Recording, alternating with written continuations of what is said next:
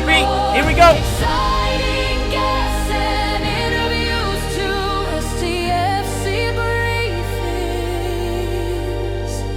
just for you. MJ hat is slightly different. Boom, boom, boom. Welcome everybody to STFC Briefings, the podcast for Star Trek and Fleet Command. Here we go. Today we're going to discuss, do you have enough directors for Outpost? COTA. Major Samuel has to play COTA. I'd love to know that. We got legendary CC Tibbs in the audience, which means everyone's got to bow down with respect. On Tuesday, Tibbs makes his debut on something that I hope he gets major changes made in. Tibbs, I depend on you, buddy. Here we go. Let's see how it goes. Well, Matako, I can't say Star Trek and Star Trek Fleet Command because we're Star Trek and then we're playing Fleet Command, the game. I did ask Mr. Pine whether he actually plays the game, and he just went, "Sorry, what is it again?" I was like, "Oh, well, that's kind of disappointing." So if you want to ask him game questions, he'll be like, "Oh yeah, I've got an IP for that one." I was like, "Oh, okay, great." I got a few movie questions for him. Oh, great, yeah. So that'll. There'll be loads of stuff to ask and sort of get through. It's going to be quite exciting. I am just looking forward to doing that reveal. I've been planning that for a while. I was thinking, okay, if I'm going to do it once, and I'm only going to do it once. I'm going to see how it goes. I've got it all set up and everything, and all the chaos and everything like that. Omega Prime, you missed a big reveal, which I might do at the end. So, again, for people after it, but it will not be in the recorded section, because to keep that the video can generate its own views, which is what I'm trying to get to. Thank you for everybody to watch the Arcfall video. It's like on 10,500 views now, which is absolutely nuts.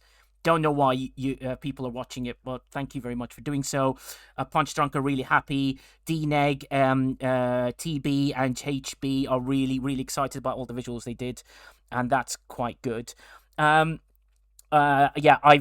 basically spoke to a casting agent, and I've been having a chat with them about trying to get more and more cast of Star Trek in here. First things first, has anyone watched Nigel? Star Trek Academy? Sorry. Yeah, go on. I was going to say, Lum's got some questions for you. Oh, no. No, I'm not asking any of those, and I refuse to speak what Lum says until he changes the title of his name. But, Niv, have you seen Starfleet Academy yet? Has anyone seen it? I'm like 20 minutes in. No spoilers. Yeah, there won't be spoilers. Come on, Dizzle. Yeah, yes. I have, and no spoilers. I have, and I like both the episodes. I think it was really good. Yeah, but when I told you guys I saw the first 3 episodes, and I was like, you now understand what I mean. It's a bit, but I think you should watch it. It's very different, but yeah, should watch it anyway. Yes, I think that's what I think they want, was something to be different, not from the traditional Star Trek series I have had. Yeah, that's true. They want to move away from that and build on a new Star Trek legacy. Yeah, exactly. Panda Pirates. Yeah. What do you think? What do you think, Quazel? Go ahead. It's different, and then there were some references, and some of it was like old school feeling a little bit, and then I liked it. I think I liked it. It's. I mean, have 2 episodes is not that much. Yeah. And it depends where they're going with it. I think I liked it. I mean, it's a sort of thing I expect Niv to watch because he's one of those guys. I will watch it. I haven't watched it yet, right. But I do like to binge watch. So I'm probably going to be one of those that tries to avoid every mention of it. How are you going to do that so in this game? I really don't know. But I really don't know. I'm probably not going to be able to be honest. But yeah, it's one of those. I like to binge watch things because I get busy and then I can just get slots of time, and then in those slots of time, I just want to watch everything. Yeah. I watched those 2, but I want to see what's next. Yeah, true. But coming from my industry, that's the idea with that. as I'm getting older, obviously after Sunday, I can't probably watch shows like that because I'll probably lose some sort of sense of something. But Panda Pirate said a very good point. He said Discovery was very different, and how nice is it to have Panda Pirate back, people? Even though he joined as a free member, Panda. I thought you were going to be associate producer. You're cheaping out on me, buddy. But well done, and everybody. We managed to get to £1,902, I think, on raising money for charity out of the 10,000 trying to get there, and we'll split that with STFC.pro as well because we want to get them some stuff. So I think we're doing quite well. Netniv will be muting himself when he sneezes next time because that's weird. What's the associate promo code? Whoa! Where's the associate promo? Panda Pirate. All you got to do is like when you choose member, you choose. You can choose the other stuff. That's the third one. We'll see how it goes. We have some associate producers here. We have Josh here as well, who is one of the associates, as well as Sniper and various other people. But first things first, right? Let's get into the game because we've got a lot of game stuff to talk about. Netniv, let's talk about game stuff, right? Because you're boring me with this non-game stuff. Has the community mod been fixed? First question. The community mod works. So what are you looking to fix? Oh, great. Fantastic. So the community mod does work, ladies and gentlemen. That is one of our first surprises of the day, which is absolutely awesome. Thank you very much. Community mod is now available to download for the Mac and for the PC, right, Netniv? Yeah, Mac and PC. And it's a little more cumbersome on the Mac, but it does work. If you have any problems, then join our Discord. And there's lots of helpful people there that will help you get it installed if you're not sure how. Yeah, exactly. So not Netniv, but other people will help you, definitely, to do that. I haven't done it on the Mac. I will tell you something, Netniv, and I hate to admit this. Mm-hmm. I have never, ever used a community mod. Not once. There are a few people like you. I know. Major Sam was like, what do you zoom out to? What do you mean you don't zoom out? What does this zoom out thing? Major Sam was like, but how are you the best PvP player in the world? Because I don't need to zoom out. Because, as they say in Canada, make like a hockey player and get the puck out of here because that's the way I play. You see what I'm doing there? You see what I did? Oh, dear. And you tell me about mine. Yeah, exactly, which is absolutely quite exciting. Community mod does work. Nigel, you don't know what you're missing until you've tried it. I don't want to try it because on a Mac, I like to stay within the TOS rules. Until Scopely change the TOS rules, I will not break any laws whatsoever because I'm now, thanks to Major Samo, thanks to Tibbs, thanks to all the CCs like Quasel and Netniv. How do you guys enjoy your Excelsiors? Are they all really nice and lovely in your accounts? It's going up. I leveled mine up from tier 2 to tier 3, which upped my hostile level from 54 to 55. Yeah. And I found out rather sharply that I went from using any old loot crew to needing an actual crew. So that was a bit of a jump. But, yeah, exactly. I think that Quasel also used that to have a look at the stats of the hostiles, and we put those into the sheets. Yeah, exactly. That's true. And then you, Quasel, have you got the Excelsior? Yeah, I got it the first day on stream live, Aqua Breakfast. More like we all got it live on Aqua Breakfast, and Minnie was kind of, oh, look at those 3 boys with their shiny new toys, all distracted. It was hilarious. It was pretty much like that. There was four people on stream, 3 of which bought the ship at the same time, and 3 of which disappeared while Minnie was left going, oh, well, stream, it's just me and you, chap. Yeah, so. Exactly. And terrible new event, as Snack Attack says. Major Samo, I know that. I was making a joke because the moderators have been demoted to under the lowest level there is, whatever that is in CC world. So, I mean, yeah. It's a good thing I love this game. That's all I've got to say. And that is really important to sort of continue the motivation towards that. Let's give you some updates. Territory. So if they didn't really explain it properly. Territory, Tier 1 and Tier 2 territories, particles will be rotating. You should see them in the games anyway at the moment, just in case you don't know that info. You should see it as the next thing that's popping up, so you'll see exactly what's going to happen and everything. Is exactly as it is. Nothing's changing majorly. Yes. They're hoping one day to update that even further and do something a bit bigger, but we will see until that happens. Janeway to camp again. Do you want to? Yeah, I did ask them to update their notice on that because it read like they were going to rotate the actual territories. Yeah. So yeah. Yeah. Which is not. Nothing's moving.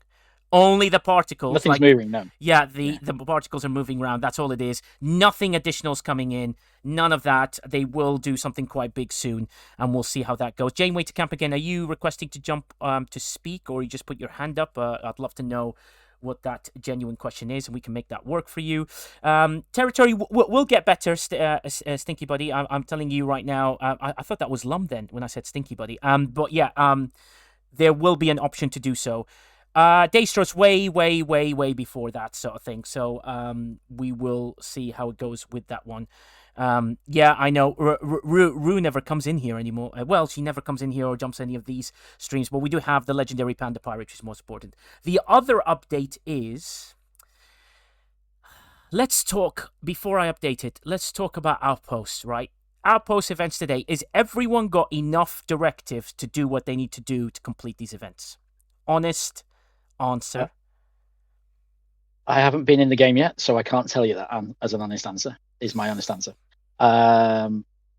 We did have a big discussion about Outposts on Viper's stream today, and there were mixed feelings over Outposts.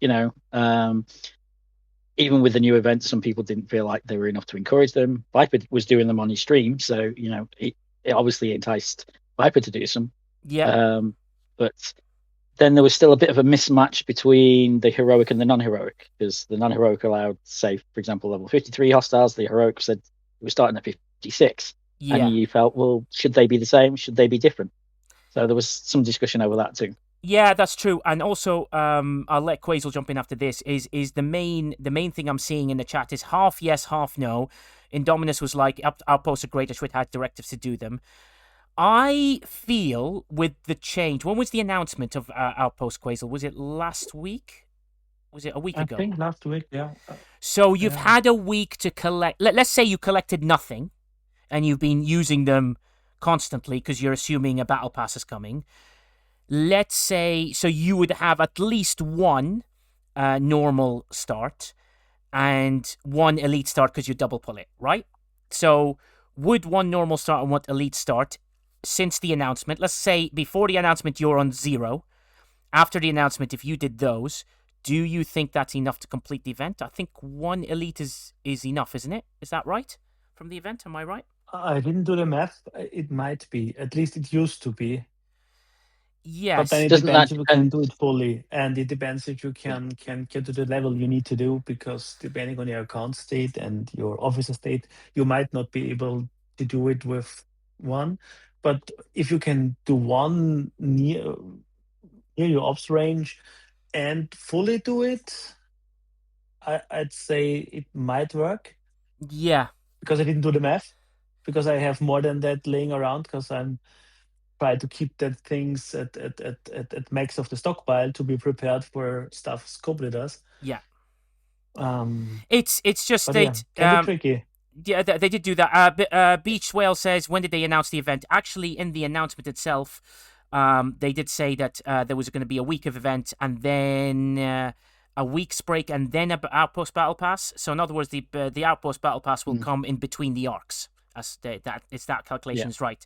And with territory reset next week, I mean, I'm guessing, I really don't know the answer to this, but I'm guessing Alliance tournament on Wednesday if everything lines up. That's what I'm assuming would happen. So I just checked the homepage. The posting was made exactly a week ago.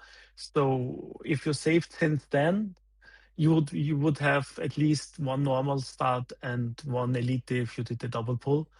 But if you couldn't do the elite pull, you might have only one. And especially for lower ops, we did the math on the last show. Yeah. They might not be able to do the double pull because that's a lot of stuff. So they might have one standard, and that's not going to work out. Yeah. I mean, just to read some of the bits from chat that I've just been perusing while listening to you. Like Telcher said, he just managed to do some because he was lazy for a couple of days, otherwise he wouldn't have had them. And at the same time, Flossie said he did an elite last night, so because he didn't realize the event was coming. So there is a bit of a you might be lucky to do it. Giving us an announcement 1 week ahead is like a lot happens in 1 week in this game.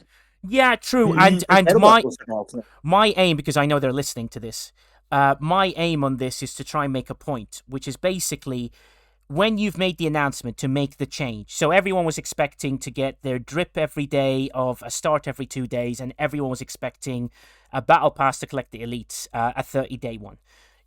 With a week's notice, you've given people the opportunity to collect, because let's say they've been doing them because they love them, they want to refuel the refinery because that's clever. There's also a little trick that Ares told me. Ares, if you give me permission, I will tell them how to do it, which is genius, by the way. Genius. Something even Quasel or not Niv even knows. This is absolutely brilliant, buddy. So yeah, that was I was shocked that it works, and you can get quite a lot of loot from the outposts. It might be a private thing because we don't want them to change it, because that's really important that we keep it between us. Yeah, crazy. We will share. It's not hacks, actually, Major Samo. It's actually very sensible, and it also makes sense. And I was like, wow, I can't believe this actually works, and it did. It was absolutely superb. But I'll wait to see whether Ares will allow it. I think it's quite a good, clever thing to do. I think it's quite great.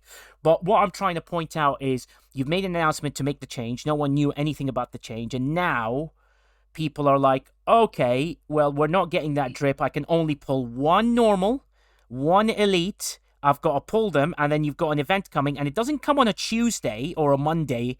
They randomly comes on a Thursday, which is like right in the in the middle towards the end, and you're like, where's this event? Where's this event? Oh, we're not really sure. And then it comes in, and you go, oh God, I don't have enough to pull it. So the aim is, please, please, please, just give us a gift of one elite and one normal start gift. That's all we're asking for. We're not asking for anything crazy. Just to allow us to get through this. It's the first iteration of it, so allow us to play it. That'll be the way for it. I mean, and that would fit stuff they do, because they did that same with the Borg events. Like, you get a gift once they come for the entry tokens for the cube events, and then you get a Yeah. gift for this and that. So because people might not have it, or have spent it because they missed it or whatnot. So to give them at least a chance to do it. Yeah, exactly. That is the most important thing. So hopefully they'll do it. We have requested it, and I will hopefully, if I get a response during the stream, amazing. If we don't worry. We are pulling as hard as we can to try and make that happen. I hope the other CCs that are here with us will also pull in the same direction. The idea is very simple. If we all go on the same train, on the same path, in the same focus, in the same direction, we can make these changes happen if we all speak from the same hymn sheet. So if we all do the same thing, we will doing that. MJ Hat saying pulling his job, but also congratulations on your lovely child, MJ Hat. Hopefully I'm not spoiling that. And congratulations on everyone being safe. That's the most important thing. That's here. Beach Whale says, no, I can't complete the event since I missed the announcement last week and ran them already because I needed loot. Cool, that's not a problem. You're part of the private server. Please do ask them. They might be able to help. Telfor Tufel Hundin says Scopely said that they want to do this once per month originally. They're just giving us stuff to do them once per month, and we'll see how that works. Yes, and also, ladies and gentlemen, to help MJ Hat as well, because bless him, his computer went down. I'm going to put this down here in the chat. Please, please, please help him to get a PC. He's 11% way through it. If anyone can make donations to help him out in any way possible, that would be really lovely to support a CC. Remember, I'm not a CC. All I ask you is whatever money we do, we give to charity. But we will do a reveal at the end of this stream. So I'll finish the recording. I'll show the surprise again, and we'll pull the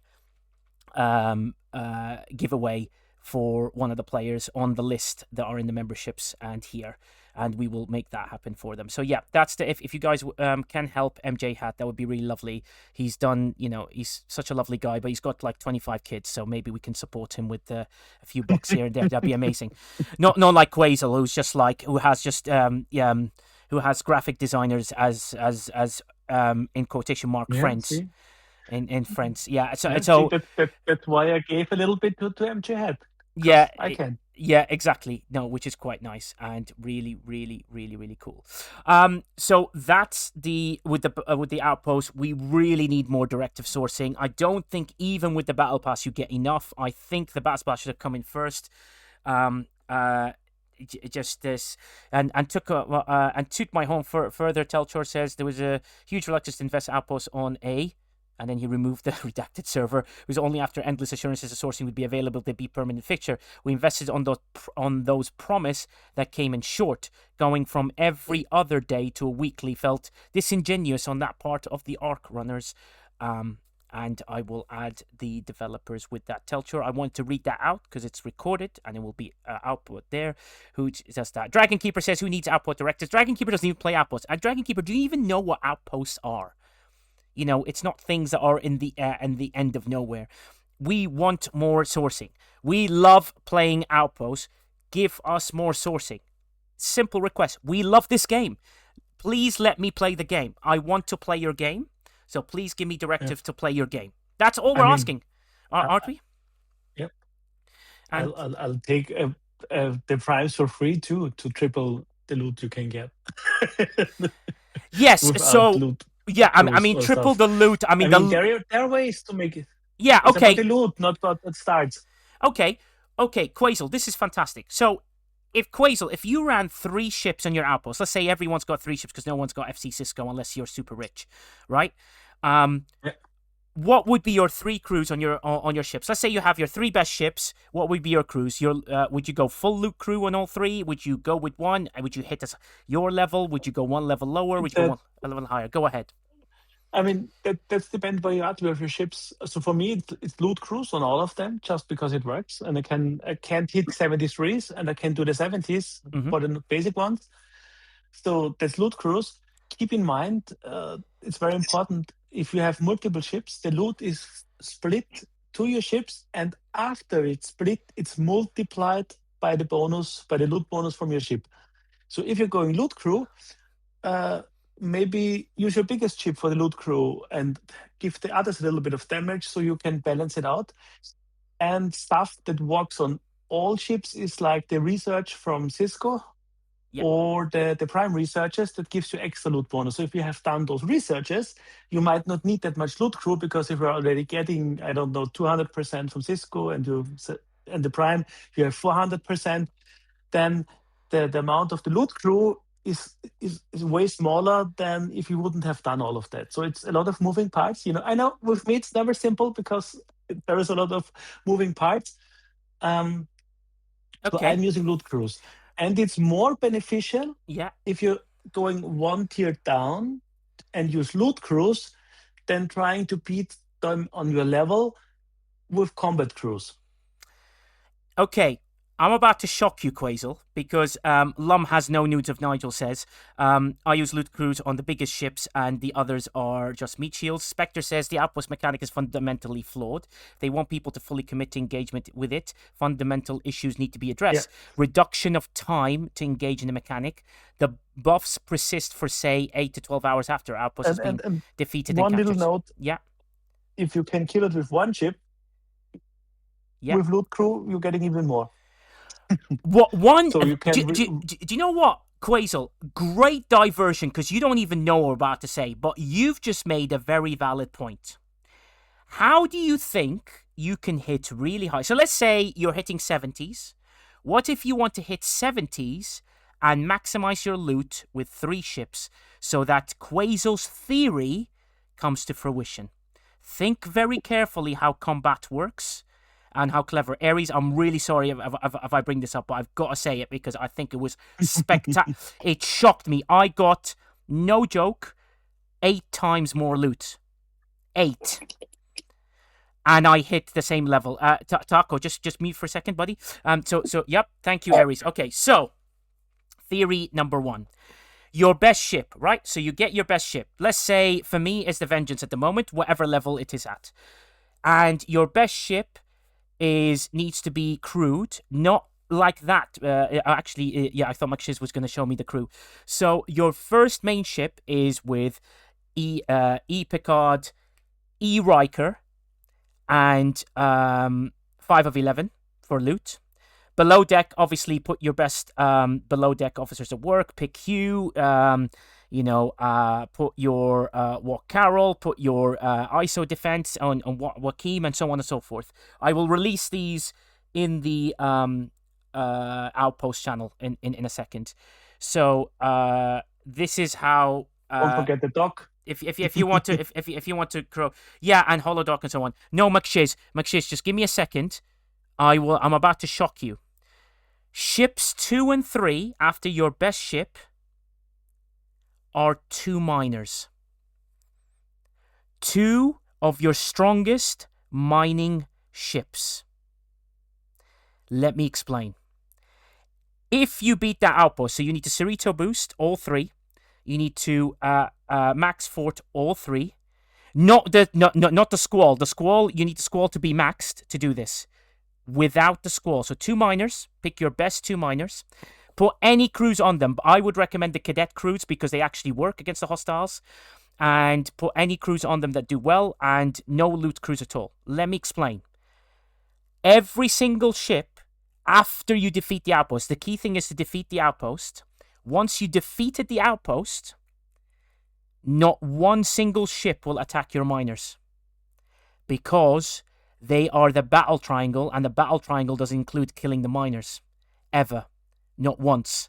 Which means all you have to do with your miners is they can hit for free all the way through the outpost without dying, and only if your main ship dies that your miners get are enough. So Ares, I commend you, my friend. All the loot went to the Vengeance for me. It was mind-blowing, and everything survived. It has to do with the triangle. The miner will be the last that are the triangle neutral. I know, Cruzito, but what I'm saying is the miner will never be attacked as long as your main ship gets through the whole outpost. I got 8 times more loot. No. I'm not even joking. Like, it's insane. So, ship 1. Compared to what? What did you do before that? 3 loot crews. To an 8. Yeah, three loot crews. Pulled my 3rd ship out and left it with 2 ships all the way through. With loot crews on. Pulled my 3rd ship out just to make sure that I defeat it, and then left it running on a cube and the Vengeance. Right now, you get more loot because the loot only spreads to the Vengeance and only the Vengeance. The miners are just there to shoot. And I know they don't shoot strong, but if they shoot enough and they give you a little bit of help, they will never target the miners unless your main ship dies. Yeah, I mean it's obviously that they never target the miners. But they don't add a lot of damage, so it's kind of, you can single ship it. It should be the same loot. No, Quasel. Oh my god, I wish you would say that. So I can single ship, like, you can't really single ship the 70s with the Vengeance, right? You can't single ship the 73s. I did it on a 73 today. They all survived. I was shocked to wake up going, oh my god. And the Vengeance was about to die, but it did the whole 73. But those miners that I put on, I put shots multiplier on them this time. I put the best things, and they fire, man. They fire. Yeah. So but they don't have really they don't have really a power rating compared to a Vengeance. That's why they don't affect the loot distribution. Yeah, so or do you have? Yeah, but Quasel, listen to me. I know you have all the urge and power in your head to try and absolutely rebuttal this. I am telling you, no. It works. I think it works because that's what I'm trying to say. Because your miners have, I don't know what your miners have in power, but my miner has about 3 billion ish, and that's not maxed. But and your Vengeance has 10 or 1,000 times of that. So the loot is distributed to the miner, but due to, that's what I have said in the beginning, they have no power, so they get a very minuscule share of it. Yes. But yet they give you a little bit more damage, and they give you the option to add states like burning or hull bridge or stuff like that, and don't die. The tricky thing is to let those miners survive the outpost attack, because the outpost might shoot at them. And that's why you need max fortification and Cerritos. Yeah. It's just defeating them at the. You. No. It's defeating them at the beginning, which is, I will get you to point number 2, because I'm about to show Ares what I did. I got the Serene Squall to survive. if you can get the Serene Squall to survive, oh my god, the loot went from 8 times to 14 times more loot. Now, So wait, the FT affects the base loot. I need to test that. yeah, Can I it's test that? it's because the problem is Quasel. No one can test it because no one can get that bloody thing to survive. My Serene Yeah. Squall is a very low tier. It's still I think it's a tier 10 at the moment. Yeah, it's still rubbish. Like 400 and something million power. It's awful. But I thought, right, how can I survive this? So I went a bit lower. Right, and I went with the Vengeance, knowing that it can take out the outpost, hopefully quickly with a couple of shots before it attacks my Serene Squall. And my God, did it make a difference. Lum, who has no nudes of Nigel at all and does not exist in his life, says, mine is max, let's go. Now, yeah, tier 10 is low. I don't have to ship yet. For free to play sucks. Dragon Keeper, you'll get it. The key thing is, Dragon Keeper, let us make the mistakes so you later can enjoy that. Now, Ares, I thank you so much. I know you got it off someone else, but Quasel, now I think you're quite excited about doing an outpost, aren't you? I think Major Samo's already doing it. Major Samo, how did you do it? I know you're in the middle of doing it, Major Samo. Don't give me any of that rubbish. You're right now doing an outpost. Tibbs is probably going, oh, there's no way that guy's right. He's like number 104 in the whole list. It's like, oh, whatever. I don't think we think. I'm yeah. I'm just surprised that the loot went up 8 times for you, because that we would need before and afterwards. But I do think that it works because the miners don't add to the power and still add a little bit of damage. Question is if it works for everybody, and you need miners that decent. Yeah, true. Well, my miners are about 3.9 billion each, my G6 miners. McShiz, I know what you're saying about the sourcing. I'm just saying now, when sourcing comes, it might be worth doing. I'm just saying to you, if you can get your Serene Squall to max, I think you can absolutely pull it off. Dude, my Squall's only just got to tier 9 today. As that confirms for everybody, Major Samo is a whale. Not in size, not in looks, but more the fact that she's one of the biggest whales in the game as a CC. So well done, Major Samo, you've done it. So yeah, it's very low. So mine's tier 10, Major Samo. Yours is tier 9. I only just updated it today because I've got things to go. I can see the intensity. Dicklow's going to jump on. Cruzito's going to jump on. There's loads of people who want to say something. Before you jump on, NetNiv, let me give Dicklow the floor. Dicklow, sorry, buddy, I've left you for a while, Beach Whale. Go for it, buddy. Go on, Beach Whale. Dicklow, push the button. Oh, there you are. Yeah, on last week's been weird. Yeah. I was just gonna. You said something. You can't beat an outpost with just the Vengeance. I got confused there. No, I'm not. No. You have a max Vengeance. I don't. I'm talking for normal human beings like us who are still trying to upgrade it. Just ignore me then. Yeah, exactly. I'm not going to say max Vengeance and a max Squall. So I'll go try this tonight on a normal. Yeah, you will obliterate it. Crazy. I know you're getting excited. And I will sort you out, buddy. Don't worry about that. But yes, the Dicklow, it shocked the living hell out of me. Ares was like, oh, try this. I'm like, no, this is stupid. This can't possibly work. And I was like, oh my God, they survived. Oh my God, my loot. I was like, wow, what a difference. Like, what a difference. What is the tier of my normal Vengeance? Mine's a tier 9.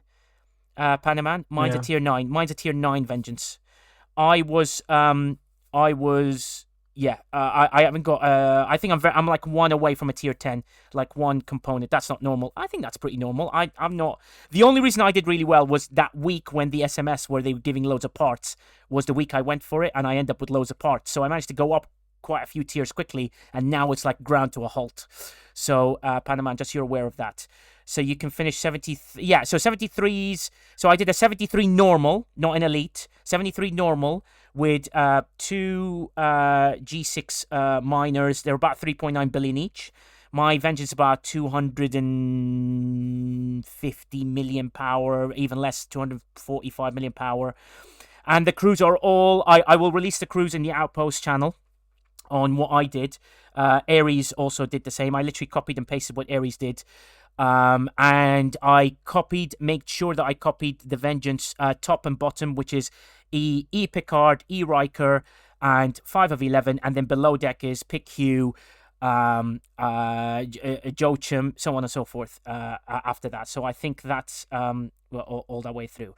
So Ostus, just so you're aware, this is now gives a G5 player. Watch what I've just done there, Ostus. A G5 player. So thank you for completely not allowing me to get to my point. A G5 player can now make a profit from Outpost when before you had to be 63 to make a profit. So what I'm trying to teach you here is that you can do it and you can make that happen. Yeah, so tell Chor, just so you're aware, tier 9 with one component missing. I think it's one of the guns. No, sorry. It's not one of the guns. It's the cargo bay. The cargo bay is what I've got to do. So you can do that. So Yeah, Ostus. but No. vengeance is Yeah, it's easier for you to do a 70 with a vengeance because the vengeance is way ahead No, for but what I mean now, a lot of things. let me. Hey, Nigel. Yeah, I know, Cruzito, you're about to jump in. Let me just get to my point because when someone annoys me like this, I need to make my point.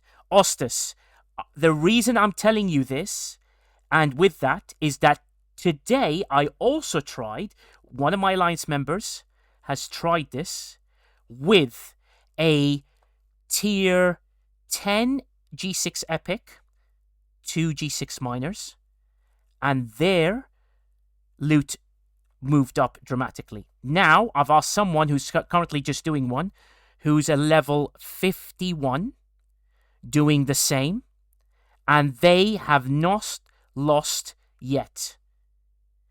Just to let you know, we may have found a way to give hope to everybody about getting more loot. Now, I know they might listen to this and they might make a change. I hope they don't, and I hope they just give us the battle pass.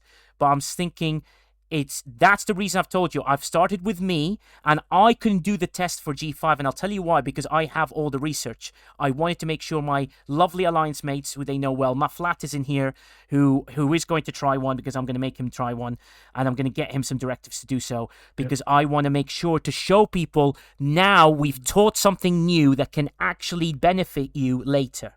Do you understand me now, Ostus, why I started with where my experience is? I do have an Ops 49 account as well, but I haven't reached past 51 because I need to stay there.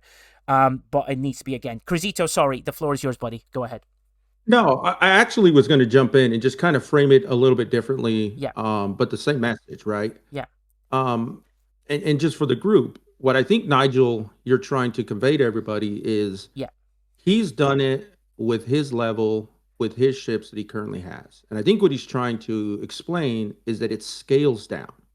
Yes. So if he at a 72 is using a Vengeance and his 2 miners, you can go down and do the same thing at 60. Use your biggest ship and then use your miners. And that's because the rationale is because of the way that the combat mechanic, where miners are the last ones to be hit. That's why the bull defense, and that's why some of those old defenses, if you remember that, right, for station, miners were a help in there because they never got hit. They were just free guns. Yes. So I think before everybody jumps up and down and starts losing their minds on what you're trying to express, Nigel, I think it's the fact of Nigel's trying to give you the concept, and now we need to work and look and see about scaling it down for everybody else. Exactly. So yeah. Well, which is spot on, Cruzito. Thanks for doing that, because basically this is where this panel of people you can go to and ask for advice, not Netniv, because he doesn't know anything. But yeah, everyone else you can go to and at least try and get the advice of, well, you know, how you can make that work. So when someone says this is a G7 podcast, it's not. I'm trying to tell you this is my level. And the reason I have a 49 account was I need to keep an eye on mid-ops, because I do a mid-ops podcast that no one ever listens to with Loop, but that's fine. It's just there. The idea is just to do that, I would love to see someone at the 51, 53, 55, 58 who are not making a profit from outposts to be able to do it and replicate it. You may have to tweak it a little bit. I'm going to release the cruise Aries. If you want to do screenshots without my thing on them, please do them and put them in the Outpost channel. Basically, your main ship has to have the best crew possible, and I like the fact that E. Riker is there. It made a huge difference, and it was amazing. Exactly. Killer Angel will not say those words ever again. Voice of the G7, like I used to say when G7 was launched. But it's not. What I'm trying to do is NetNiv is like the lowest player of all time. If NetNiv can do this, anyone can do this. NetNiv, are you going to try one for us today? I mean, I've got my 55 account, which is struggling to do the 53. So maybe, but I can try it. But you see need what one. happens. You need to actually be strong enough to kill a 53 first. You know what I mean? It's like you might have. Yeah, to I think you can. But, yeah, I'll give it a try, but on all my accounts and just see what the difference is. So. Yeah, exactly. And that data then we can share. So what I'm asking is everyone here now, guys, we have now a concept that improves the loot, which makes sense. All we now have to do is now put it together, come with the theory. This is what makes this community so great. We all like to discuss these things and do things and see how it works. But it just makes sense. I know what you're saying, Quasel. I got 8 times. I will show you before and after, Quasel, so you have it. I will give you the battle logs for them both as well. Yeah, Give me logs. I always like to look at stuff because from math wise, I can see the benefit because there's the classic which we did for solo stuff. Often remove ships or use smaller ships with less impact and put the loot crew on the biggest ship because it gets the biggest loot share and stuff like that. That's Jules did the calculator for that on the spreadsheet, so you can put in your power numbers and loot expectations. Yeah. But yeah, I can see why it works, and if it's the basic loot distribution, Scopely can't do anything about it because that's core mechanics. Yeah, Nigel. One thing too, and I want to just add in real quick too. Please do. And again, I'm gonna take what I think you're trying to convey, right? Which is, hey, here's a way that we can, within the mechanics of the game, get more loot. Yeah. But I also think you are not saying that what their current model for sourcing of directives and loot is okay. They still need to improve upon that. Yeah. However, hey, until they do that, here is a way that you can get yourself as much loot as possible while still advocating and fighting for them to change the costs, the sourcing, and all the other stuff. Is that a fair assessment? Yeah, a very fair assessment. Thank you very much, Cruzito. He's head of communication and social affairs at STFC Briefings, so it's quite nice to have him here and a great panelist to have, which is going to be great. So I'm hoping that theory helps a lot of players to do that. So Ostus, you are saying that you can still punch down a little bit. I wouldn't say you punched all the way down. You need to find the point that it actually works. It's key for you to just let us know what you think regarding those things. I would love you to test it, and then if you can test it, it also helps me understand whether what we're suggesting is actually brilliant and going to work out really well. So that's the theory. Aries, thank you so much for sharing that with me. I tried it and went, oh my God, they survived. They didn't even get a scratch. It was so weird. I was like, what? And when I went to 73 normal, I was like, oh my God. Because I'm getting those 4 or 5 extra shots per miner, I actually ended up killing more hostiles than I usually do. It's so weird. You've just got to balance it. I then changed it, Aries, to more shots crews on the miners to get double or triple the shots because they don't really shoot that strong anyway. And then you're trying to get a bit more hits with that. So Quasel, I think we have like a basis of something, but 8 times was a shock, and Aries shocked me when I saw the I don't see the 8 times, but I see that it works if you can get your miners to survive. So that might be interesting for people that have bigger cell keys in that range-ish. I can see it work, or maybe below that with the 58 miners if you have built them and brought them up. So you need to have kind of one big combat ship and the 2 miners, and then put like burning on them hull bridge, so you can move from your biggest ship the states away, and can put in loot crews, and that amplifies the loot. That's true. Yeah. And then what I'll do, Quasel, is I'll once we finish this podcast, I'll log into my game. I'll download the battle logs, and then I'll give them to you. I'm more than happy for you to share completely all of them for everybody so they can have a look. So yeah, you've got those, and I'll show you the 70 and I'll show you the 73, and I'll show you the crews I had. So the first one I did was I used Ares. The Vengeance I never changed. I chose Ares minor crews, which are very, very good, and they actually make minor impacts and do stuff. But once I swapped it to more shots and more things, that'll be great. So hopefully that helps people. Shelby says he gets 8 times soloing in Elite 70. So there you go. So the theory kind of works with that. The key to this discussion is using the squall with the CT. No, FlexRex, the first one I did was 2 minors, 2 G6 minors. The second one I did was I got the squall to survive with the CT. Just so you're aware. The second one I did, squall survive with the CT, and then I chose my best minor, and I actually upgraded one of their armor to see just in case it gets hit, and I was quite surprised to see it all do that.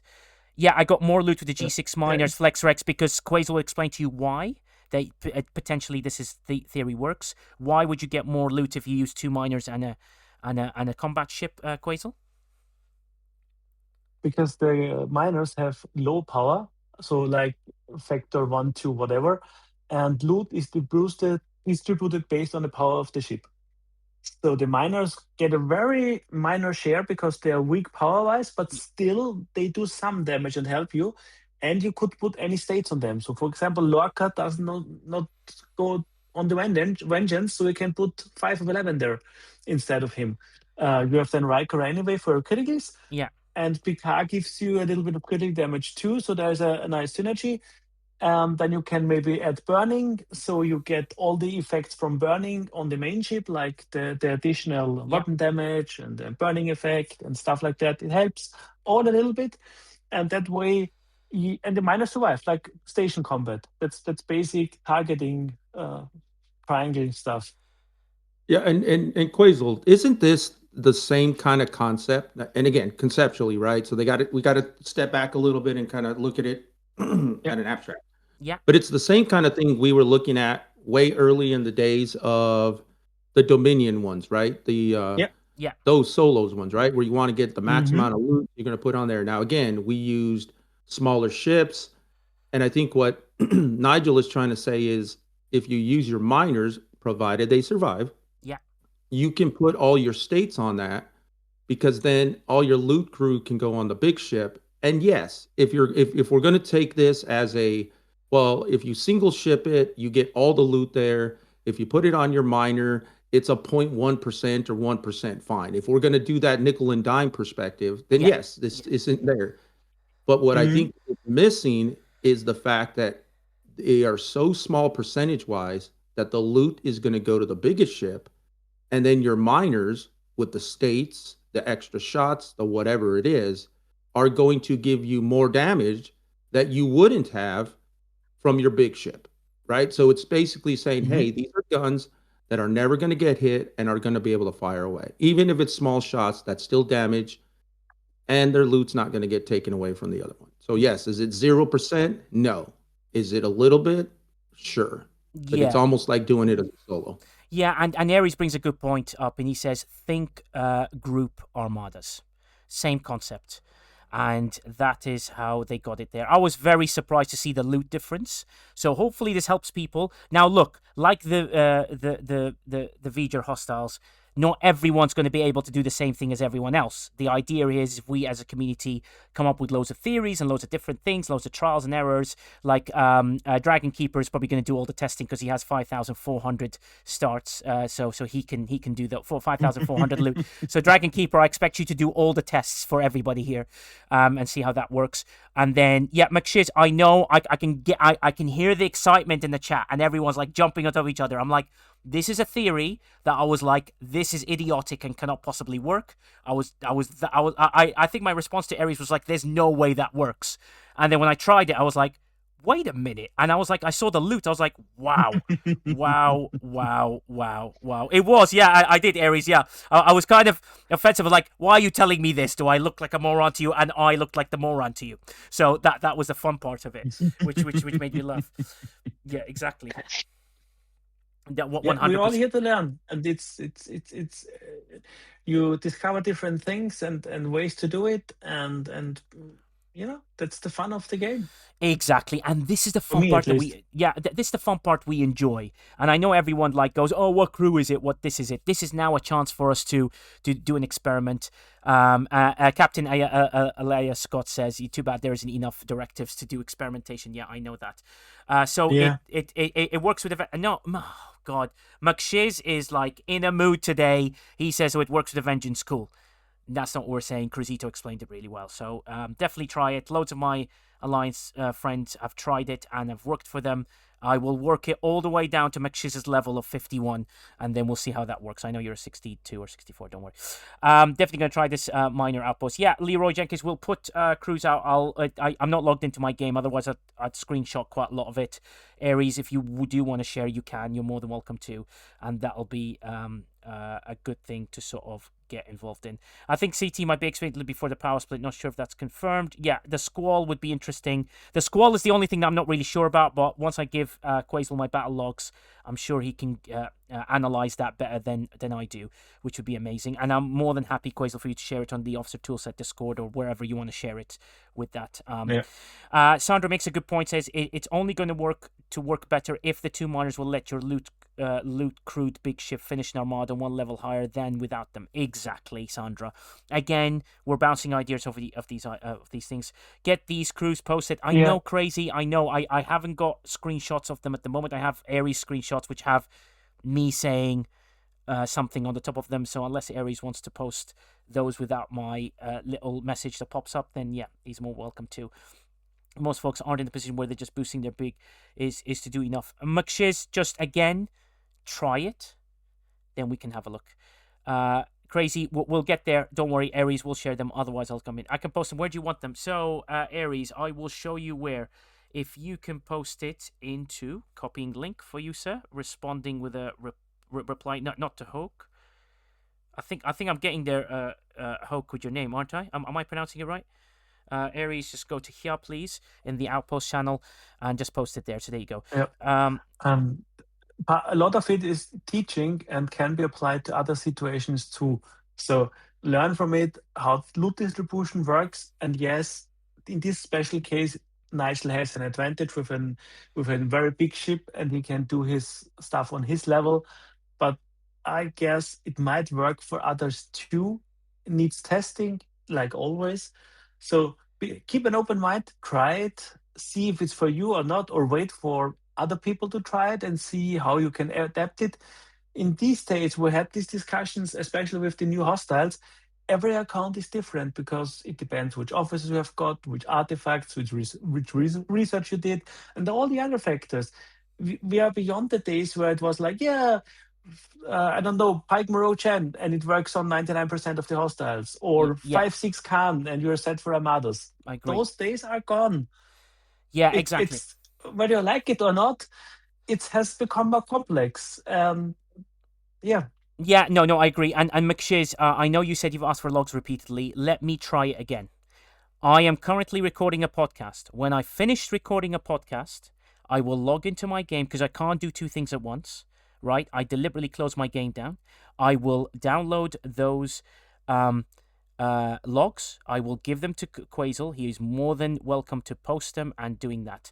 And Aries has now posted the crews in the Outpost channel. So please, guys, go there, have a look and see what you can do. Thank you, Diclo. Nice to have you for a brief moment here.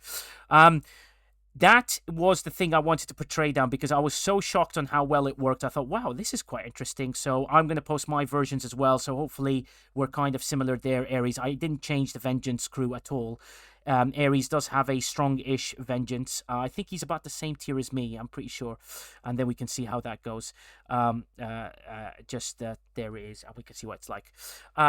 Yeah, Sandra says, I will see. I could not kill a 73 normal before with the loot crew to the end. Let's see if that is able to. Yeah, Sandra, some people will have better, some people will do, and it requires a trial and error because I changed mine to shots and so on and so forth. I hope that helps people. Sorry for sharing. What a way to get attacked on my birthday week. I've now lost the last bit of hair that I have.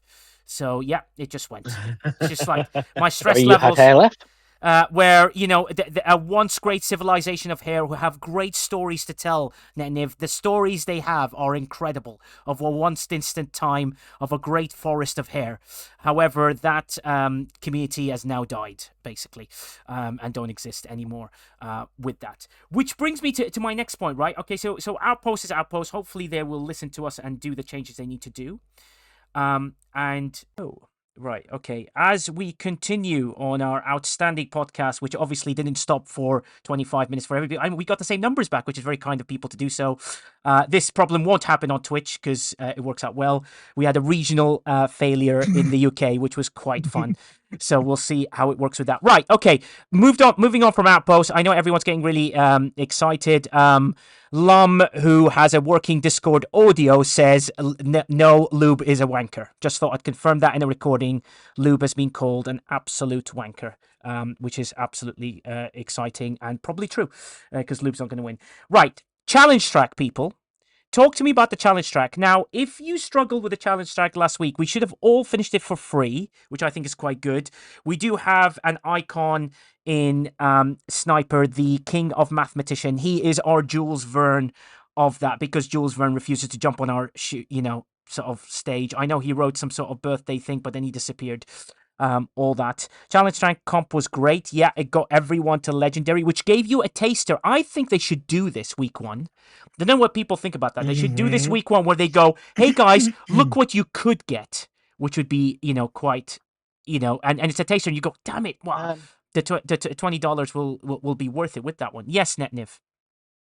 I know most US people may not remember this, but I'm sure you're old enough, being going on about your loss of hair. Yeah. But the way you said that kind of reminded me of the old bully thing. Here's what you would have won.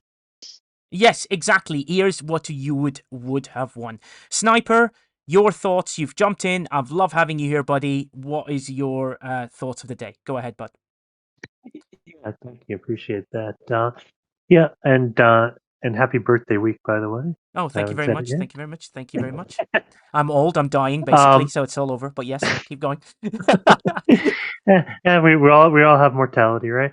Yeah. Except those of us who will upload our mind to AI and live forever. Yes, true.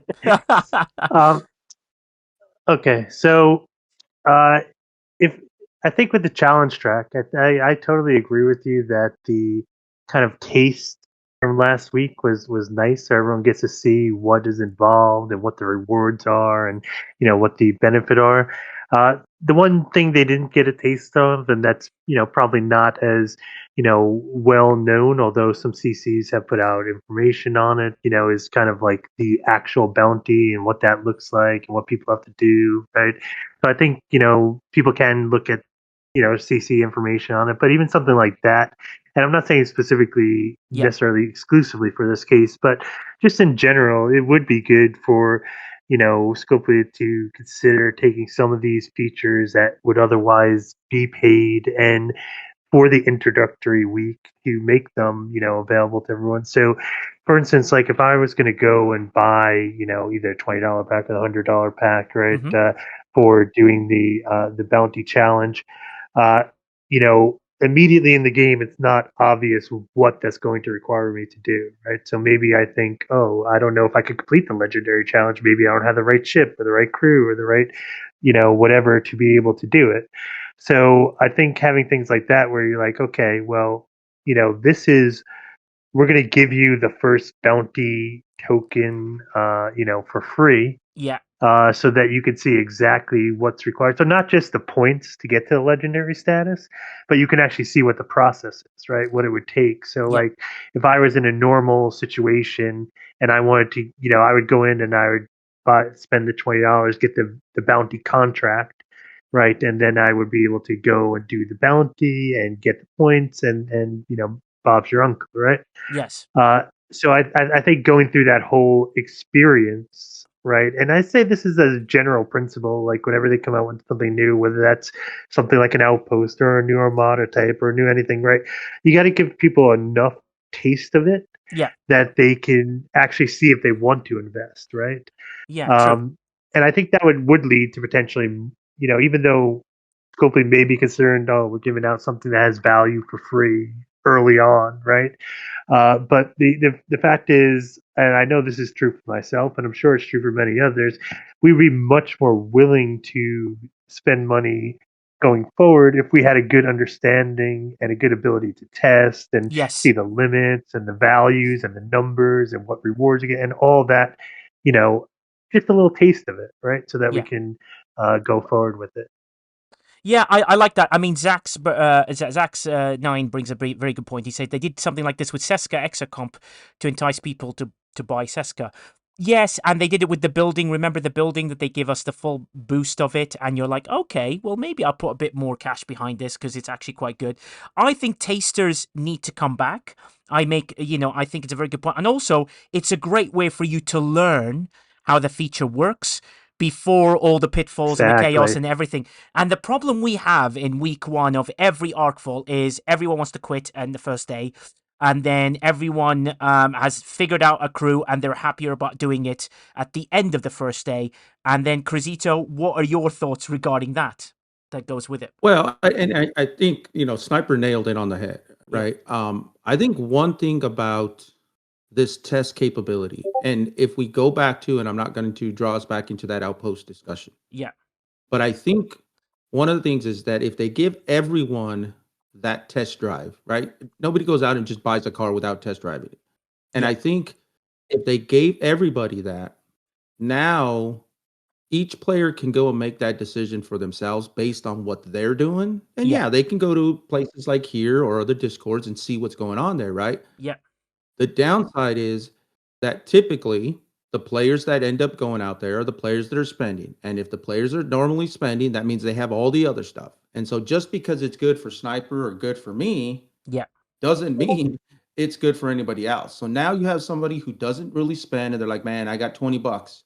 Let me go do this. Only to find out, guess what? I can't do it. And I just wasted my $20.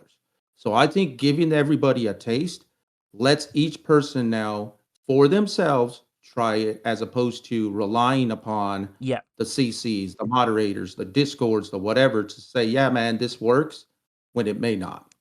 Yeah, exactly. And also everyone plays it differently. Like you don't know what someone's testing. Like when you play a game, any game, you buy a new game, the way you play it, not everyone goes to a tutorial. Some of them would like, I just want to experiment and I'll figure it out my way.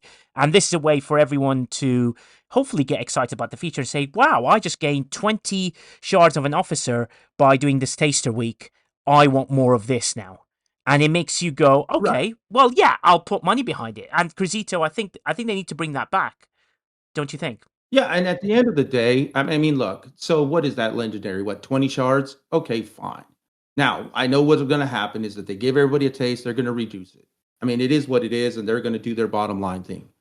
But on the other side of it is, if you just give out that taste, and let's say it's 20 shards, okay, fine. Somebody who maybe wasn't going to buy the ship, well, they're 20 shards closer.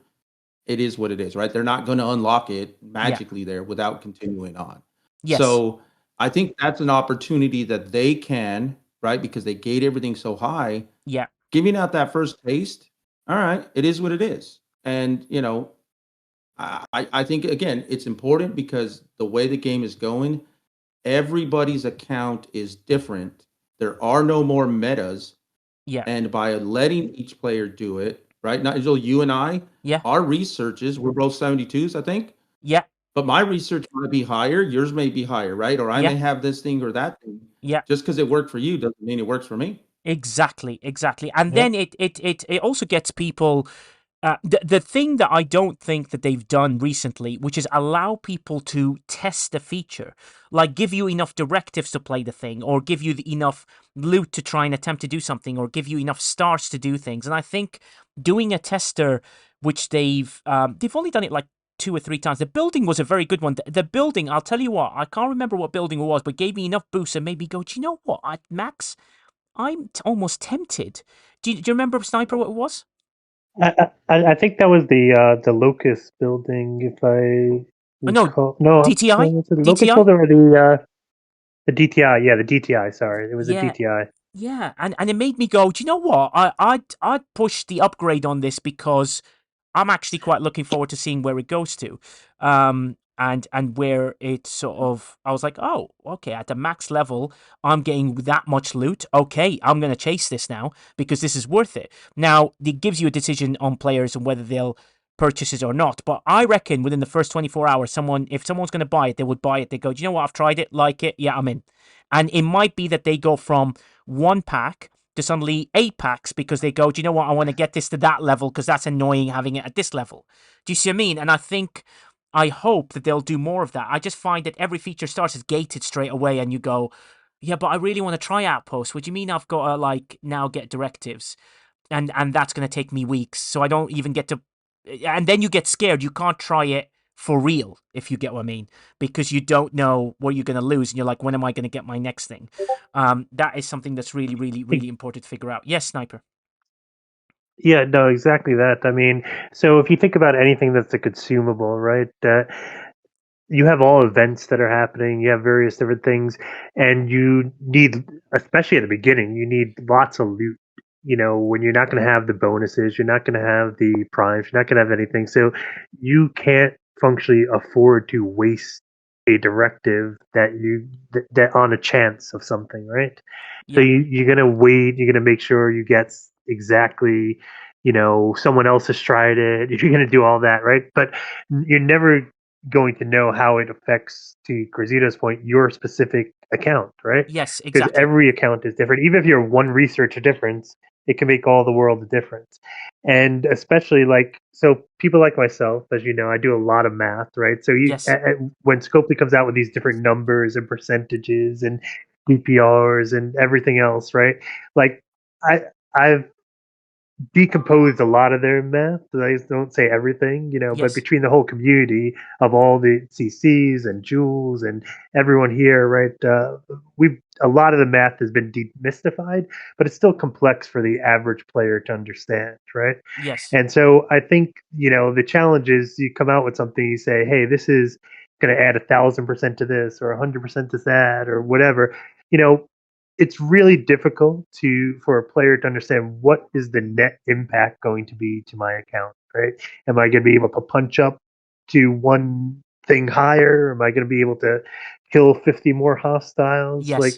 And that's really the level of understanding people want to understand. So even if they see something being done in a CC, I mean, that's great to understand how it works and understand the mechanics. Yeah. But realistically, unless you're able to test something on your own account, you really won't see the impact on what it means to you in real terms, right? Yeah. Not True. on paper, not in theory, but in real terms. And I think that's what the taster gives you, and that's what we've had a couple of times, but it's not been part of like the normal mechanism, if you will. Yeah, I agree, and hopefully they will listen to this and think about that, and decide whether that's something they can do again. Because I would have thought with this one, you know that 1 week of the challenge track, in a they didn't mean it, but it happened where a lot of people could finish the challenge track and went, you know what, I got 20 shards. I would spend $20 to finish that if I had the ship, which I don't. But if I had the ship, I would do that. So- Yeah, go on, Cruzito. and I think they missed an opportunity, right? To be Yeah. fair, like they recognize, oh crap, it's going to go there.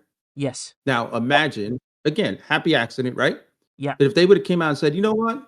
Okay, we know that there's a bug, but guess what? We're going to go ahead and let everybody finish it. Yeah. And take it even if it was an intended thing to just say, hey, look, you know what? This is an opportunity.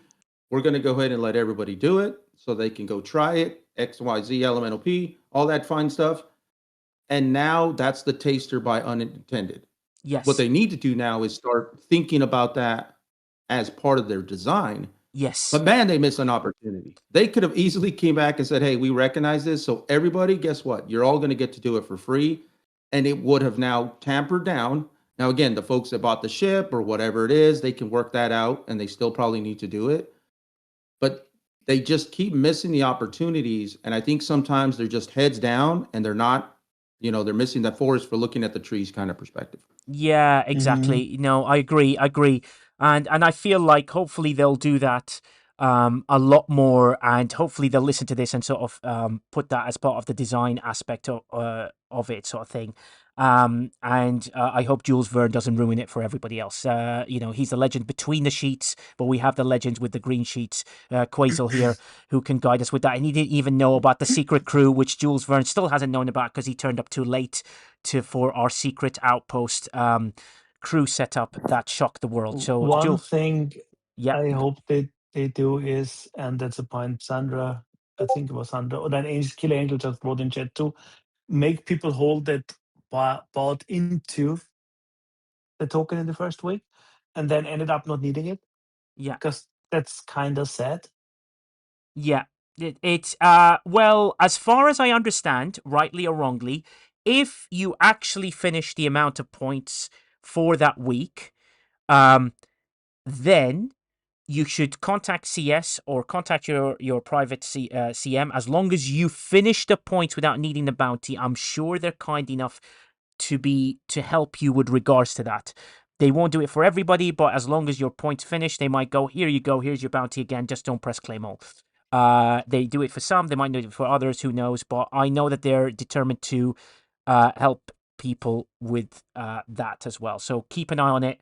Don't give up on it if you did finish the points. As long as your logs show that you've actually finished the points, a lot of them will help you out. They're being very, very kind. So I'm sure that they'll do that for more and more people. I've seen it happen multiple times, but I've seen some people getting rejected as well. So it's a 50-50 So chance. Yeah, go on, Taco. this challenge track, is this a long term permanent thing or just a limited time thing for this art? Well, as I thought of it as this is staying, like this is the thing. It's part of the loop forever for the Excelsior. So that's going to be here for a while. And also Uhura is the officer everyone's chasing. So which is why she's not in the COTA, but she is more in that. Just mute yourself after that, please, buddy. She's not in the COTA, which is Sulu, and some people want Sulu, some people don't. But I think Uhura is the one to chase, definitely. So do that challenge track; it's really worth it. And remember, you get to milestone 5, you finish. Then if you have the ship milestone 6 and 7, then you finish. And if you do wish to get the extra 20 shards and 39% more stuff on average, then you should do it, but you get way more shards. So yeah, that's the thought, to keep the value with that. The value, I think, is there, and that will be amazing at keeping that on hand. So keep an eye on it, please, people.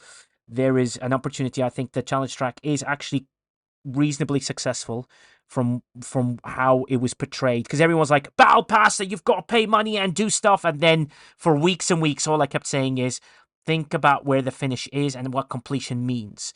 And that is really important for people to understand. And once we've taught people how completion is, it all became easier and people enjoyed it a bit more. Yes, Taco, buddy. The only thing I'm worried, because I bought the challenge, the Outpost Battle Pass last month, and then Yeah. what is upcoming is gonna get diluted. That's the only thing I'm worrying about. The challenge track is that going to get diluted in the future. Yeah. Yeah, but no, I don't think it'll get diluted. I think that's not the way we want to approach with STFC briefings. We're going to stay strong. It's sort of going to give them strong feedback that's constructive and correct, and not be in any way thinking of the negatives. I'm sure that what they've done with the Outpost is something they're thinking about, and I pray to God that they will make a change with regards to that. And just in case, I do hope yeah. that you fix the change for the Outpost. But Yeah. I mean, just seeing how they did last month, and Yeah, with this exactly. month, Yeah, but I'm just a bit worried about it. no, you don't need to worry. I think Lou made a very good point on his stream the other day with him, and there is a point where we discuss Outpost and our reactions to it, and it's been very, very good. Also, people, just in case you don't know that NetNiv or Jules Verne are CCs, they've taken the CC logo. So just in case you're not sure that Jules Verne is a CC, he actually has the CC logo, which he's used as a tag, just in case you don't know. Jules, proud of you, buddy. However, Jules, we're raising quite a good bit of money towards helping you with the cruise, which is going to be fantastic, and you'll reject it, which will insult everybody.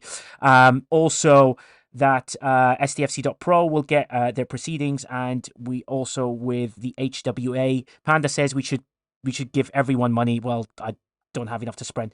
Paramount will 5 times the money. So whatever we raise with that, we're 1,902. So anyone joins membership, whatever, and we will do that, which will be amazing. We'll help STFC.pro because they've been amazing, and they'll get direct that without any fees. We'll figure it out. Probably not through PayPal. Probably donation through the website in Fourth Wall Chronox or something like that. We'll figure it out between us. We'll do it in so that you get most of it as possible. And we'll make that happen. And I appreciate that for my birthday. I want Jules Verne to acknowledge that I am better than him. That is the only present I want in return, is Jules Verne to say that. If Panda Pirate says I signed up as associate producer, can I get El Presidente Discord badge? Yes, you actually get the associate producer badge, which is absolutely better than anything that you get over there. So we got through our theories, we got through our outposts, and then NetNiv has got something else to say, buddy. What are you up to, bud? Go on. No, I was just going to ask, how do you want Jules to present this? Is it going to be in one of his sheets, his charts showing you number one, or Ooh, interesting. how Yeah, do you want it's it to happen? I just want Jules to love me for once. Associate producer badge, Hoke. You're ready. Look at the color of you and the badge you have, Hoke. That's a thank you for you being part of it. So that's kind of cool. So you'll get that sort of thing. Like, and Josh, sorry, that's not me stuttering, or we have an internet issues. It's just how you have to say Josh C, which is absolutely great. So Jules Verne will be acknowledging that I am the best in the world at what I do, and he will remove the CC badge and put VOTP for at least 5 minutes.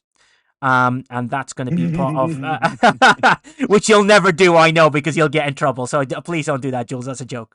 I just want, I just want people to be part of it. So let me do this giveaway, and I'm going to look through it. I will announce it in the announcement channel of how it is. I'm going to release the video of me pushing the button, and we'll do the Wheel of Fortune. This is your last chance to join in. If you join in the website as a free member, you have a chance to get it. Not spam Major Samo. We're not all like you, but I think I've shocked the world with a Twitch video that even Jules Verne. Do you know Jules Verne has never said anything good about any of my videos? One day I'll get Jules to do that. Oh. I know. It's just that. It's just like Kara Satach. You understand what I'm trying to do. Ballyboom is there, but I hope someone good wins it, and that'll be amazing. If we can hit the numbers, we can donate more to more people and give more out and give more to everything. And Owl Blabla can do that. So I think we've had a good panel. Anyone else want to throw any last bits? Opening the door for you people. Yeah. Go ahead, Quasel. There was an announcement in game just a day ago about a ship buff update. I'm really looking forward to that. I mean, yes. Sorry.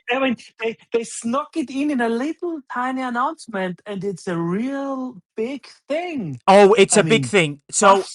Yeah, now, Quasel, I'd love a good debate about this, because Ferry and I had a very, very good debate about it yesterday on the private server, which I think he's correct in. So, as I understand it, and do you understand the same? So now, any buff, any exo, whether it's increasing cargo protection, whatever, now you don't need to dock the ship. Am I correct in saying that sentence? Quasel. No, you need to dock for all but combat exos. Yeah, but they're saying the buff has improved. So let me read exactly what they say, which is where my confusion comes in. Ship buff update or buff date. Hilarious, Hammy. Thank you very much for that one. Ships will no longer need to be docked to reactivate their buffs. Reactivate. So in other words, you Mine still need says to activate. The one I'm reading on the official website right now, has it been edited? It has been edited. Ship buff date, which is I'm reading it right now from the official website. Ships will no longer need to be docked to reactivate their buffs, including buffs from exocomps. So basically, you never needed to reactivate. I would. Yeah, go on. Yeah, Netniv. you never reactivate. You just I was going to say you just activated an exocomp. When it ran out, you activated the next one. Now, unless they're saying that if you do it whilst it's active and it's the same one, it extends it, then That's But interesting. that would be a bit more No, complex. I until think it's just going to be now, activation. you needed to be docked to have an Mhm. effect activated, unless Yeah. it was a combat exo. Yeah. Only combat exos activated while your ship was in space. So, Mhm. and in game, the news says ship will no longer need to be docked to activate all buffs, including buffs from exocomp. So for me, that sounds like your ship is in space and you can activate all the buffs without the ship needing to dock again. Yeah, but Mm. I'm telling you Yeah. why I think they've changed the announcement on the Discord, which said ships will no longer need to be docked to reactivate their buffs. And I'll tell you why that is a major, major thing, because Ferry brought a very good point yesterday. Zach showing me the in-game's announcement saying ships will no longer to be docked to activate all the buffs. Now look at the Zach's, go to the Discord announcement, the official one, and post it in there. And that is really important to have a look at. The Nigel, reason, yes, go on, Sorry. Cruzito. Can I just say? I'll Yeah. ask the question while we're discussing this and see whether I can get an answer. Great, thank you very much. Yes, Cruzito. well, what I was going to say, right, was previously you could extend them, and I think that's what Quasar was saying, right? You could extend them while the ship was out, even if it was not a combat only one, right? Like, so if you had a research or a mining speed one, you could as before the timer ran out, you could go in there and extend it. Yes, Again, it's real weird because they have changed the language, so we're not really sure what's going on. yes, I'm hoping, again, I'm gonna hope on this, that what they've done is just given the combat exos treatment to just everything. And to be honest, I think, and Quasar, you can tell me if I'm missing this or not, right? But in my head, I think that if they just go and say, okay, this is how we're going to deal with all the exos and all the buffs, it actually might simplify their code and just make everything so much easier. Because right now there's a bunch of conditions of this and that and all this where it's just like, screw it. They're all going to work the same, easy peasy, clean up the code, and let's move on. Well, yes, but no, and I'll tell you why there's a major flaw in it, and I think because of what we were discussing yesterday in the Voice of the Players in private server, where I think there is a okay, imagine this: you're mining, and you suddenly decide to click on the exo to give you protected cargo at that moment, right? You're getting close to your protected cargo. Hey, I've got protected cargo one. I'm going to press the button. You technically get more protected cargo. What happens when that exocomp ends? Do you suddenly lose the protected cargo at that moment? The same thing with increasing cargo space. Do you suddenly lose that cargo at that moment, and do you have to dock the ship before the exocomp, or does the activation work non-stop all the way through until you return it to base? That is why the language has been changed on Discord, I think. Again, I don't know, but Zax has made a very good point. He showed us both. It shows that the ships will no longer need to be docked to reactivate their buffs, which is something we could all already do, right? But in game it says ships will no longer need to be docked to activate all buffs, but they change it to their buffs. Do you see Yeah. where I don't the know. language? Yeah, there's a major change. It's confusing there, but I have basically said that same thing. It says reactivate on Discord, but in game it says activate the buffs. So it's confusion as to whether this means any activation or only those that are already on. If reapplied, extend the time. Well, So- basically, as far as I understand it, what they said on Discord is, you can already do that in the game. You can reactivate by, as long as the timer doesn't end, you can push the button and reactivate it. Yeah. Yeah, you can already do that. So, but in game, you're like, oh, that's a major change. And also, what happens when an exo ends is a very major discussion point, because do you just lose the cargo? Do you just lose the whatever? What do you think, Sniper? What are your thoughts regarding this? Yeah, it's an interesting thing because I could tell you, I find the needing to redock ships to get the X's to work like one of the most annoying things. Well, I'm not saying the game, but just it is a a little bit of a bothersome thing, because I could tell you I've done things like, okay, I was going to do a mirror run and I was going to put on like a exocomp for for rep, and I already went into the mirror system, I forgot to activate it. Right, so Yeah. it's like I'm not going to now send my ship back to go activate it, right? Yeah. Because I mean, maybe in certain circumstances I would, because I have plenty tokens. But it's kind of a thing where it gives you like an extra step that you got to do. Maybe you're in a system that takes a while to get to, or who knows what, right? Yes. So it never made a whole lot of sense to me why you would have to like redock. Like I get it, you want to establish for known plays, and they don't want to risk you're in some kind of weird situation or state where it makes it more complicated, as you're Yeah. saying, like you're already mining, and then what happens in those circumstances. But I think the thing, generally, if you talk about things like mining, like when the exo comes, when they run out, as long Yeah. as you're still mining, it still takes effect, right? So it basically affects your speed. So you turn on a 300% mining exocomp, which is not much in these days, right? But let's say you turn it on, you go out to a mining node. Back, let's say if you're a G5 player or G4 player, you go into token space. You got huge token nodes, which maybe what your miner takes several hours or more to consume those nodes. Back when we had decent sized cargo before G6, Yes.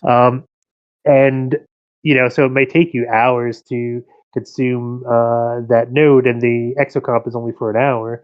But as of now, you turn on that exocomp and you have it for the whole time. Yeah. But I Now, think if they change the way that works, right? yeah. I think it's going to be a pretty big deal that they would need to, communicate very well. Because if they flip it the other way, I think people will be happy that they wouldn't have to redock True. to get the exo coming.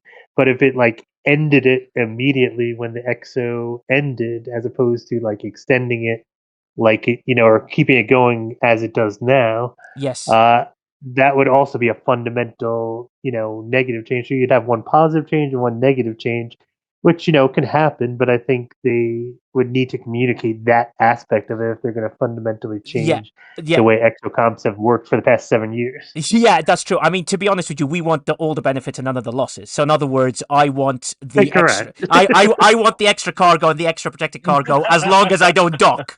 Basically, that's the way I want to see it. But I have a very weird feeling that there are two different languages in game that Zax has pointed out.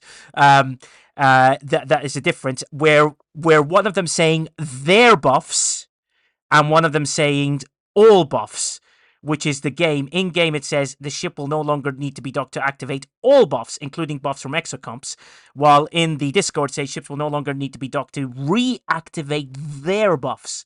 Reactivate their buffs, we can already do. Reactivate, to activate all buffs would be amazing. So I agree with you, like combat style, which would be amazing. Oh my god! Jules Verne is going to join us on stage. Everyone, take a deep breath. Nice. Legend, icon, the legend between the sheets. Jules Verne is here. Jules, no music because I know you hate everything that I do. So, Jules, your thoughts regarding this, sir? Happy birthday to you. Oh, Happy God. birthday That's to terrible. you. That's the Happy worst. birthday, dear Nigel. God. Happy birthday to you. Okay, so All right. Nice. yes, go on, I Jules. didn't do that, but I had serious thoughts. And I love that we're getting into the fine details of the differences of the language that were reused in multiple avenues. But I want to pull back a little bit and take a look at the actual engineering that it took to make this change, because Yes. this is like core architecture that they just changed. Mhm. And while it's only affecting the smallest thing, I think it's an indication of them messing with core architecture. Yes. So I have a lot of hope for maybe other things that may change, whether they're, combat related, bugs related, like the core problems that we continue to happen with the ancient architecture of this game are now being looked at in a serious manner. And I think that is something to hone in on, is like, that's interesting. Yes. Let's see where that thread gets pulled.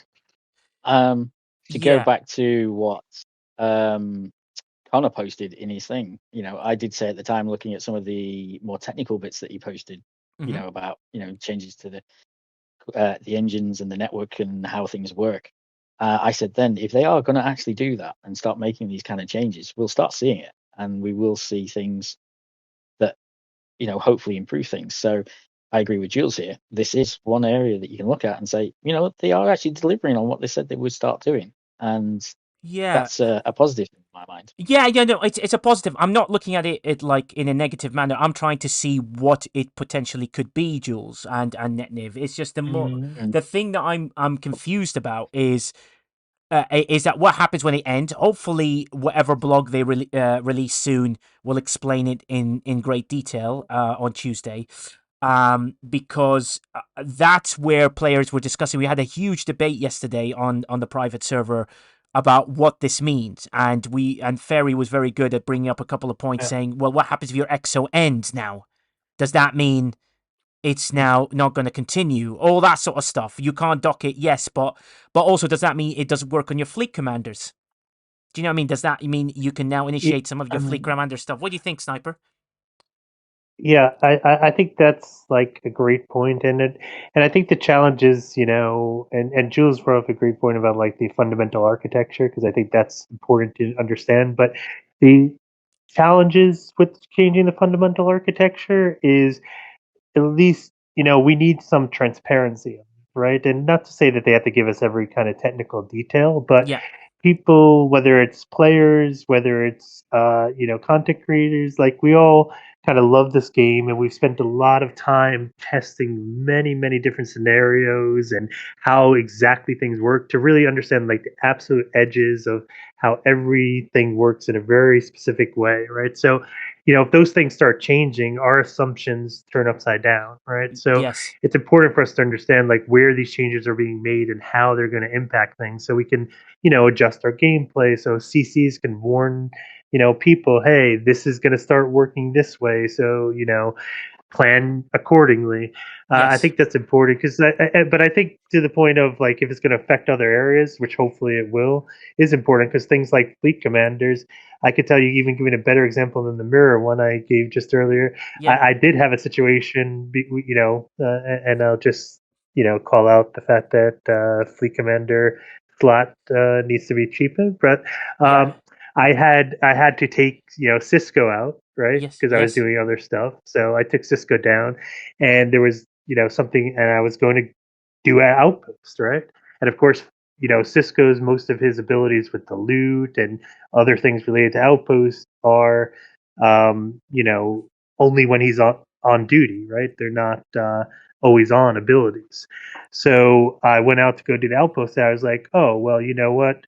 The outpost is not like one thing. It's like 72 separate hostiles that come at me. So I'm like, okay, I'll just now put Cisco in the seat, right? And it may not apply to the first, um, hostile. But by the time I get to the second hostile, I'll get all the loot bonuses and Never everything else, right? applies. But Yeah. nope, No. it did not, because I didn't dock the ship right before Yeah. I applied it, and there's no way, obviously, for me to dock a ship that's an outpost, right? Yes. So so I kind of lost out on all those buffs. Now, if the situation was with what we're talking about, Yes. if the exocomps applied when you're in space, right? Which it seems they're going more towards that kind of thing. If you look at some of the abilities of ships and fleet commanders that are coming out, then situations like that would work in the way I was talking about, where like, okay, let's say I started the outpost, and I was only on the first hostile. Okay, I go put the fleet commander on. Now his abilities all apply to me, right? Yes. So I think if we start seeing more things like that, I think that benefits will likely outweigh any kind of negatives that are going to happen. But as I said, it's important for us to get enough information from Scopely, which is Yes. one area I'll say, the communication and the details, especially like the nuance in the details, right? Not Yes. just like the high level statements, but the nuance and the details of exactly how something works. That's the piece we don't always get, but the piece that, people like the team here, like myself, Jesus Byrne, all Yeah. these CCs, like Quaysville, right? Like we love that kind of information, because we could take that, we could diagnose it, we could understand the impact, and then we can communicate that out to the rest of the community and our alliance and our server, so that people don't run into unexpected things, because not everyone has the time to go out and test everything to the umpteenth degree to understand how it works. Yeah, no, I absolutely agree with you. Yes, go on, Netniv. We will.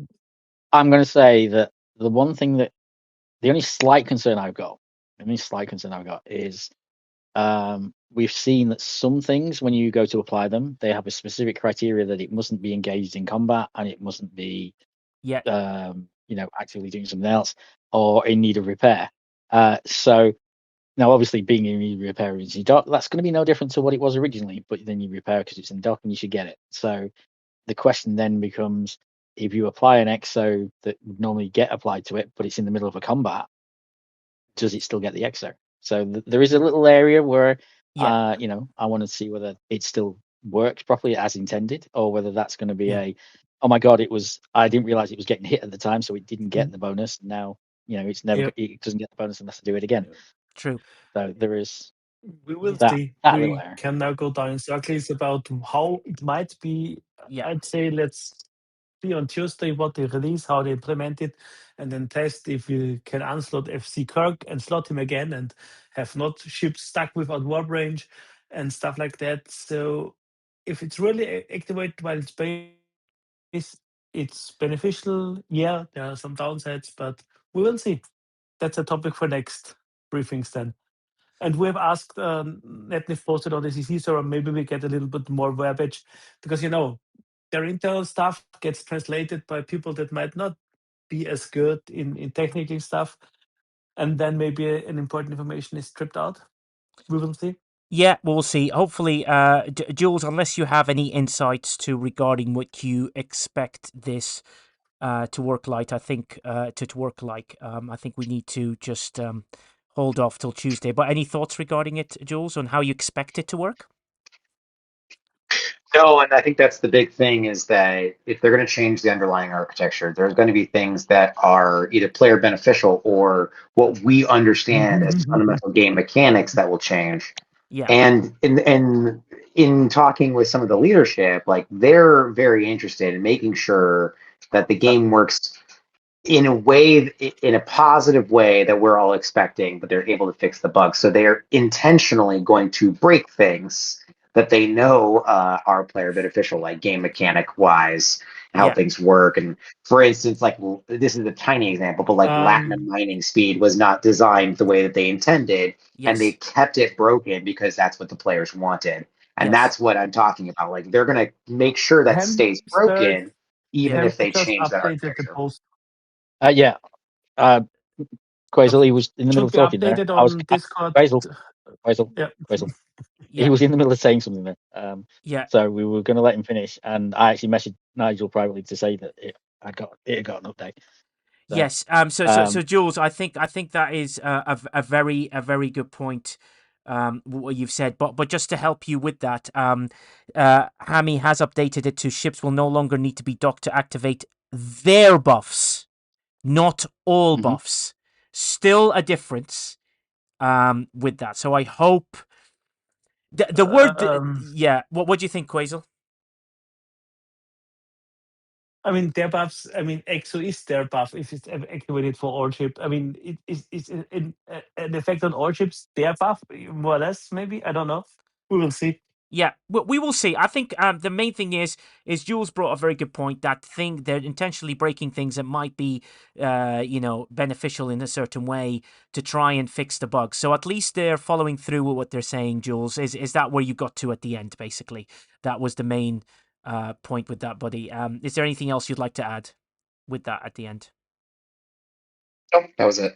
Okay, brilliant, brilliant. No, I appreciate that. So I think we just have to look. We have to have an open eye, like we have what completion in, which is like milestone 5. With completion with the ship is milestone 6, 7. Completion by purchasing is milestone 8. It's the same thing. We've got to go here. So this is the absolute key to it all. I'm going to do the draw.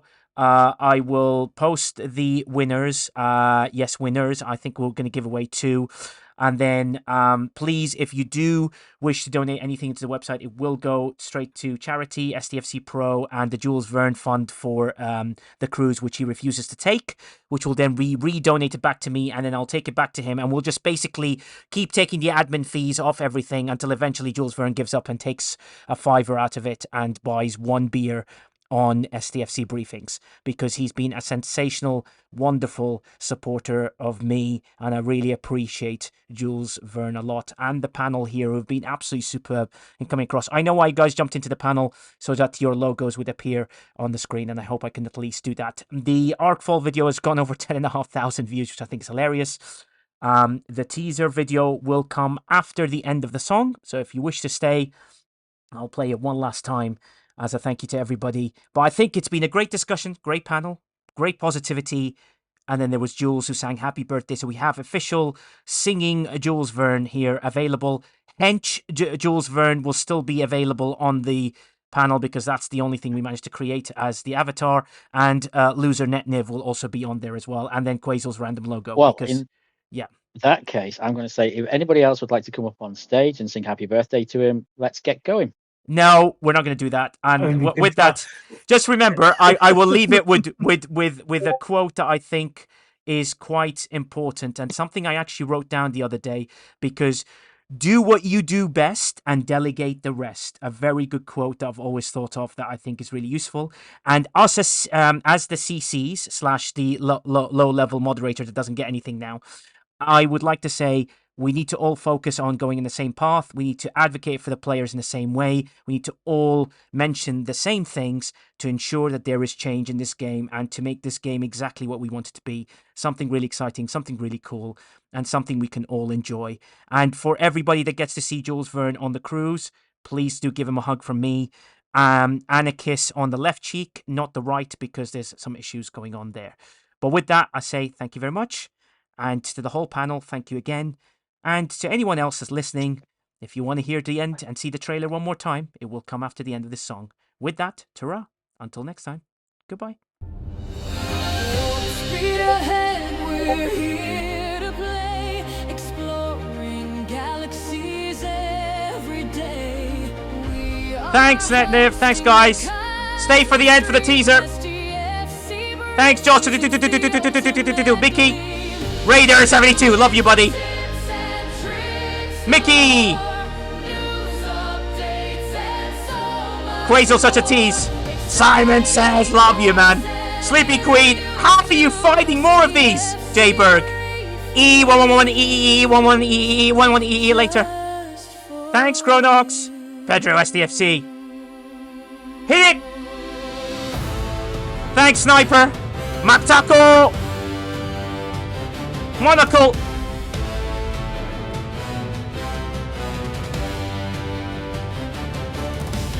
Thanks, everybody. This is really exciting. Thanks again. It's lovely having you here. I'm just going to clear the stage so no one can ever sing happy birthday to me one more time. I have control. Thanks, Machiz. Karasata. Sandra. Macablach. Flossy Bear.